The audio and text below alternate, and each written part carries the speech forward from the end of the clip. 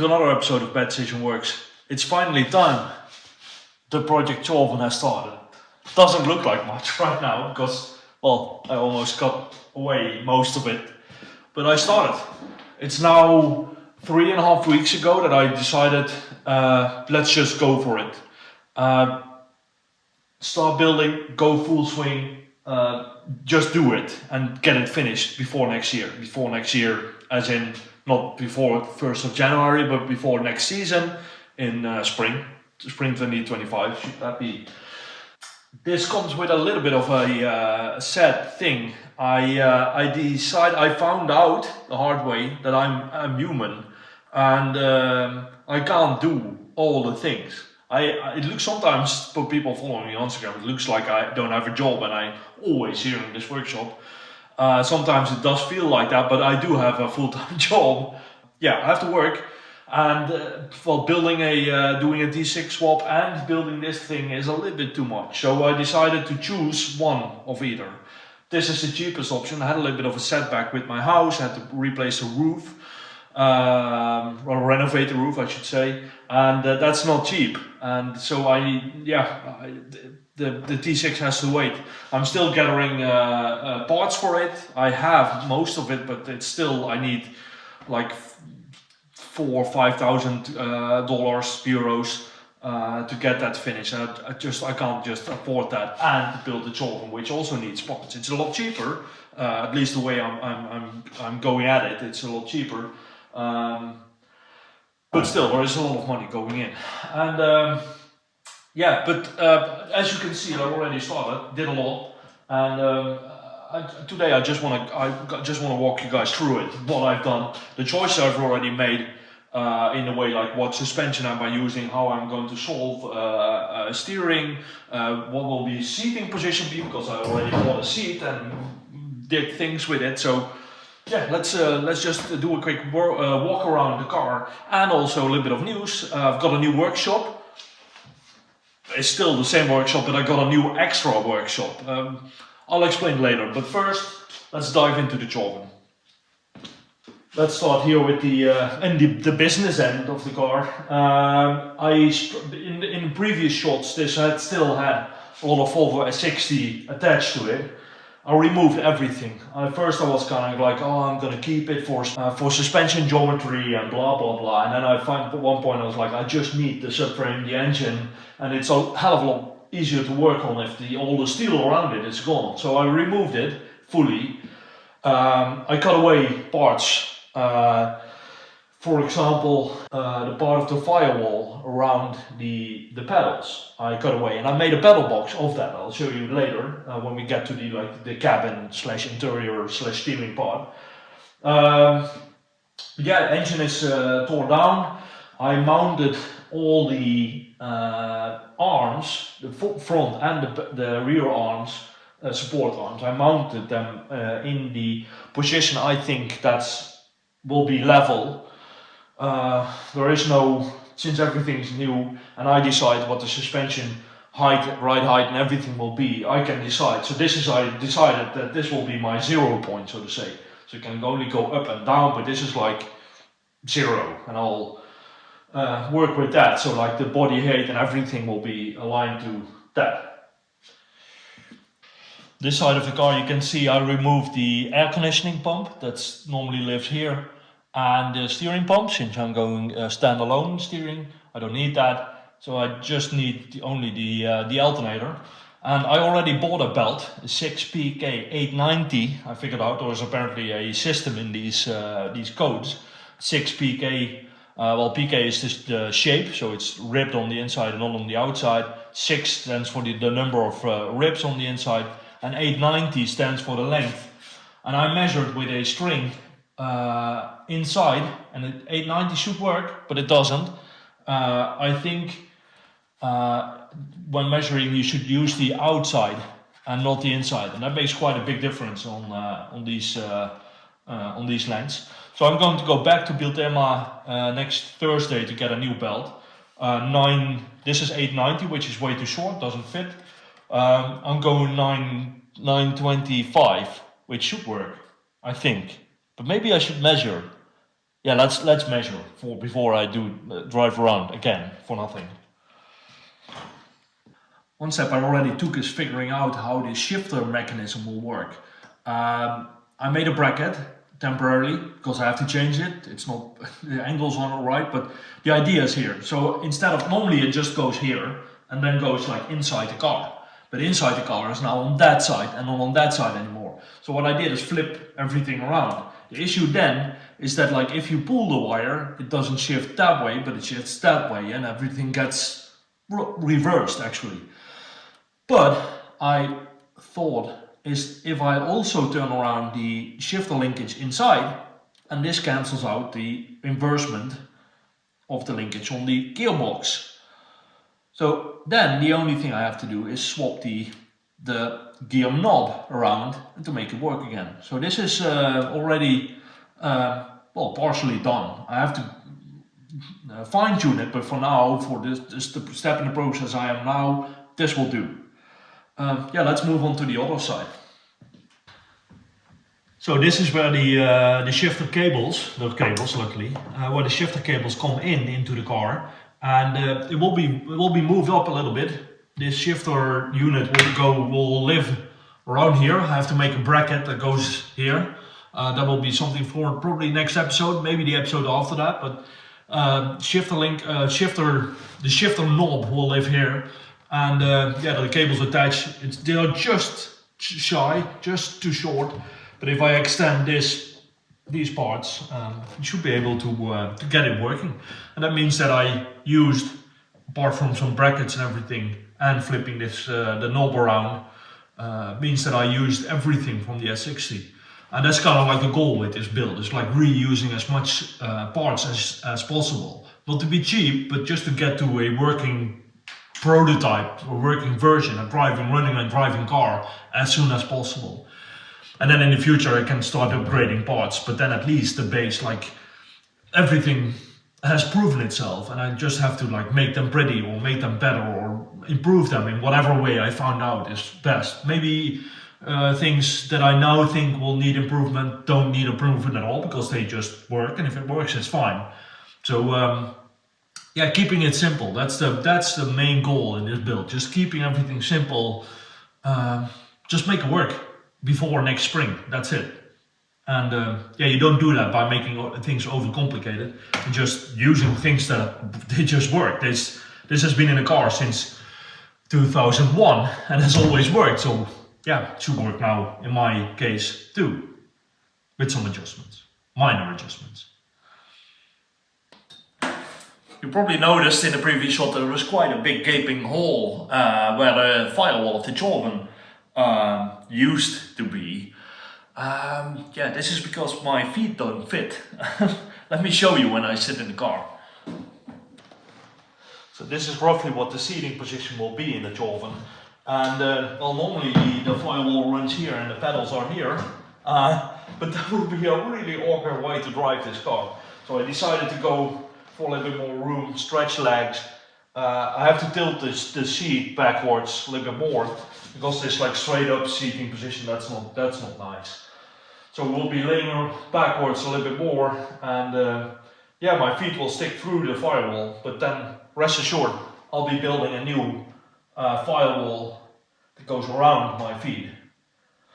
And don't have to worry about the strength or the structural integrity, I should say, of the Jordan cabin, because, well, that's just for show. In the end, it will be all steel frame around me, since it will be a tube frame chassis, and I don't need the cabin to be strong. It just needs to not fall apart. That's it. And this is not a structural part anyway, so there is a steel structure inside these the sides of the cabin, so no worries there. Yeah, this is going to be the steering setup. I've got a steering pump from an Opel Astra something. It's an electrical steering pump, so it doesn't need to be belt driven by the engine. That's nice because the engine is all the way in the back. It's not far away in the Jordan, but still, it's all the way over there. And I don't want to run high pressure oil lines there, so it's super easy practical to just use electrical power steering. It just needs power and that's it. It works. The nice thing is that this one came from a Volvo 240 time attack brick. Niklas Maisari, I'm not, I don't know, I'm butchering his name, sorry Niklas.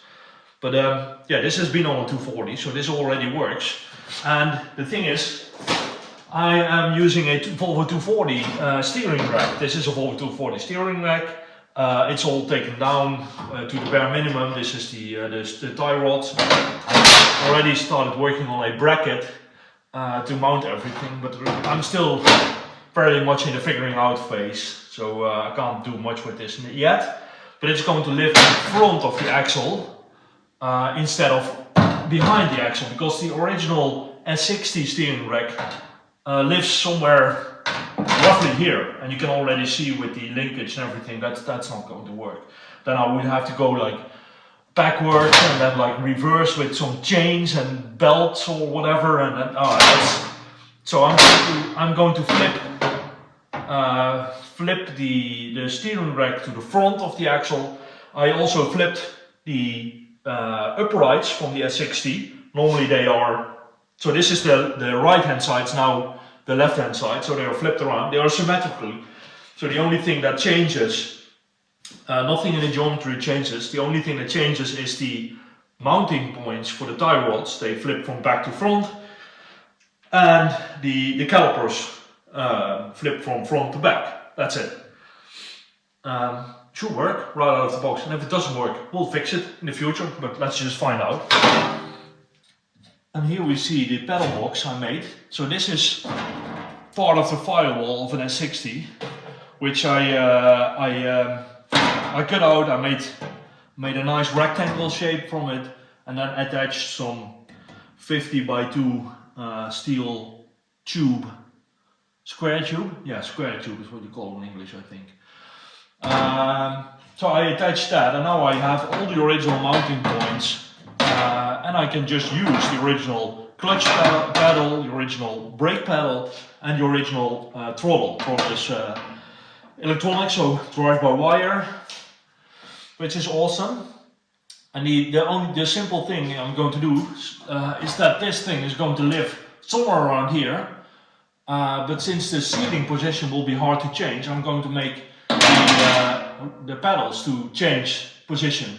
So I'm going to make a rails next to this and make it adjustable back to front. That's it about the pedal box. Simple setup, should work right out of the box. This is where the brake booster is going to live, and the only thing is that I need to have some flexible lines in the system, so it can in the brake lines. So you can move backwards and forwards without breaking any lines. And here we are at a point that I think is very interesting and a big step in the process. The thing that I started with is creating this square made of 45 by 2.5 mil tubes, which is normally only used for main hoops in roll cages, but I decided to go a little bit overboard and make it extra strong.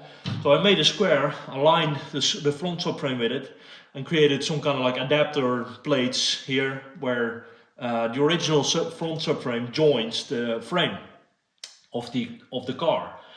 This I leveled everything. For the ones following me on Instagram could have seen that I used the laser level and lots of different measurements for like 4 days before I decided to like weld up, and this is still like half welded.